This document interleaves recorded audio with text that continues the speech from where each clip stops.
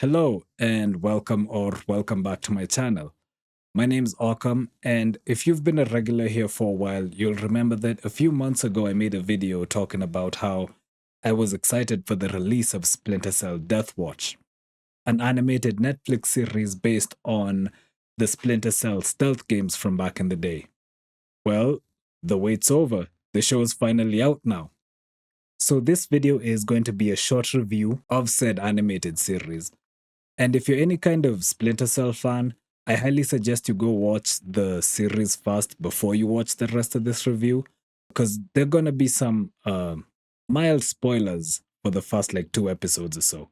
But nothing that I feel will rob you of the enjoyment of watching that show, even if you do stick around and watch the whole thing before you watch the series. Without further ado, let's get into it. Now, Splinter Cell Deathwatch wastes no time throwing the viewer right into a very tense situation, starting off with a distress call to Grimm's daughter from a Splinter Cell agent named Cassettes. His cover's been blown, enemies are closing in. The agent requests immediate evac. The next few minutes have us follow an unnamed Splinter Cell agent who, we glean from context, is on a mission to rescue Cassettes. As is the nature of these things, a whole gang of goons stands between our agent and the asset they're meant to retrieve. Now, any doubts that you might have about how the stealth aspect of the Splinter Cell games would translate to a Netflix show are quickly dispelled, because the agent dispatches the goons in a skillful display of stealth and close combat, with one replay-worthy fight scene in an elevator in particular really standing out. Now, unfortunately for the agent, they find Cassettes dead, having been tortured. The agent's reaction to seeing him in this state tells us that they were close.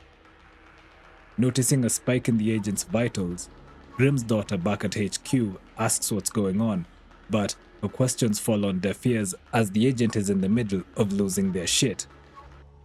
The agent removes her mask, and, much to the dismay of many an internet mouth breather, we get our first glimpse of Agent Zinnia McKenna's melanated face. She manages to at least momentarily regain her composure long enough to extract a tooth from the dead agent, and then, in a fit of rage, exact her revenge on his killers. Or at least the rest of the goons in the building, right? But she takes a hit in the process.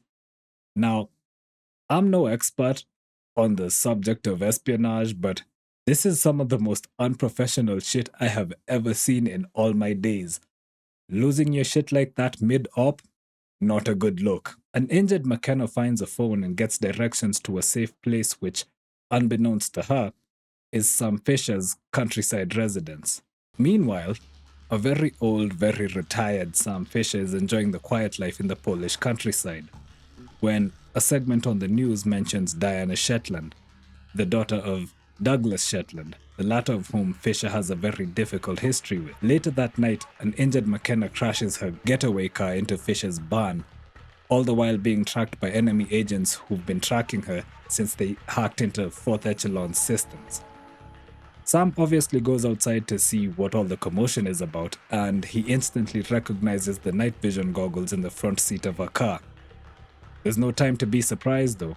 The enemy agents are already here, and Fisher, as one would expect, has no problem dealing with these agents in our second stealth sequence of the series, where it's made clear that Fisher, though retired, is still very efficient in the field.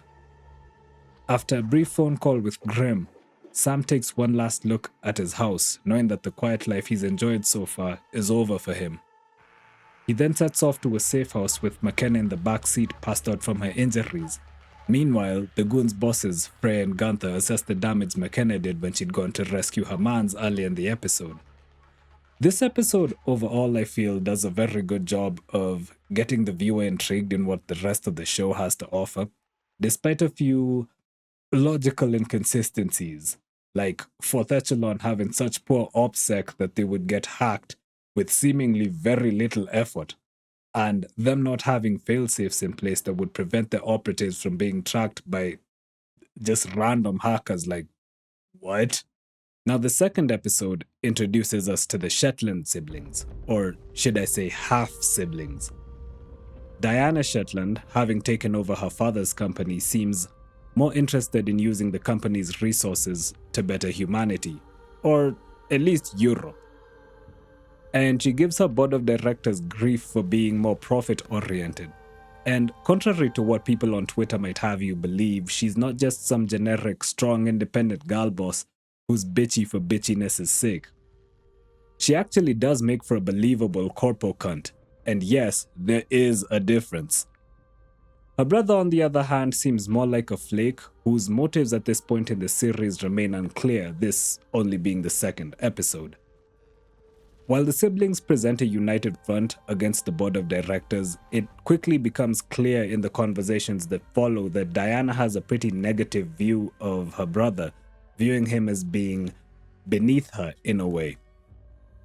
The scene that introduces the siblings to us is one where I feel the writers kind of drop the ball a little bit and where the cracks in the writing start to show, because there's a couple of okay boomer type jokes that don't really hit their mark and come off kind of cringy.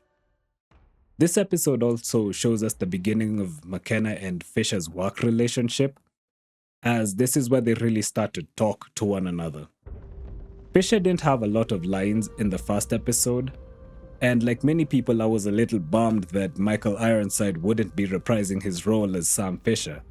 Liev Schreiber does deliver in his performance as Sam Fisher though, which is a big plus and will come as a big relief to longtime fans of the series. There's parts of this episode that show that Sam Fisher has some S-tier plot armor though, like when he dodges a sniper shot, one that he in real life would definitely have taken. It would have definitely taken him out. Now, I'm not going to do like a play-by-play of every single episode because it'll get really spoilery, but suffice it to say, this series is definitely worth a watch if you're a fan of the Splinter Cell games. I will say though that as far as the plot of the series goes, towards the end, they telegraph the twist and you can see it coming from a mile away. That might just be a me thing though, but I found it a bit predictable. The art style and animation in this series is pretty much what we've come to expect from Netflix animated series. It's pretty similar to what we got in that Tomb Raider show that came out a while back. I really like what they did with the fight scenes in this series. Like I said earlier, that fast fight scene in the elevator is really worth a replay. I had to watch that twice. Same goes for the final confrontation between McKenna and Freya. I'm not gonna spoil it, I'm just gonna say it was a really good fight. It's definitely worth replaying as well. Danny Bensi and Sonda Jurians, I hope I'm pronouncing that correctly, did a fantastic job with the score of this series, and a couple of the licensed tracks that we hear in this series are actually really good. All in all, I give this series a solid 6.5 out of 10. It's nice and short, just being 8 episodes, and you can bang it out in a night if you want to. So definitely worth a watch. Tell me your thoughts on Splinter Cell Deathwatch down in the comments if you've already seen it. I'd love to hear your thoughts on this. And thank you to anyone who stuck around until the end. I know this is a little different from the kind of content I usually make. So thank you so much for that. And thank you to everyone who likes the video and subs to the channel. This is all I have for you today. Thank you so much for being here, and I will see you in the next one. Peace.